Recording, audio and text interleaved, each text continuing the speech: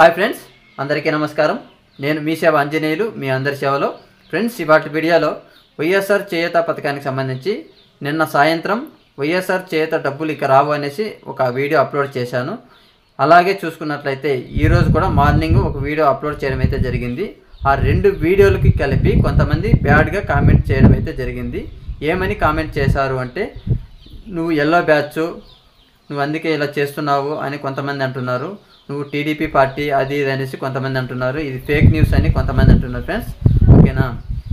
ఈ వీడియోలో మీకు నేను చెప్పదలుచుకున్నది ఏమిటంటే ఒక్క విషయమే. ఈ వైఎస్ఆర్ చేయూత పథకానికి సంబంధించి 18,750 రూపాయలు అనేది మాకు వచ్చినాయి అనేసి మీ గుండెల మీద చెయ్యి వేసుకొని చెప్పండి చూద్దాం.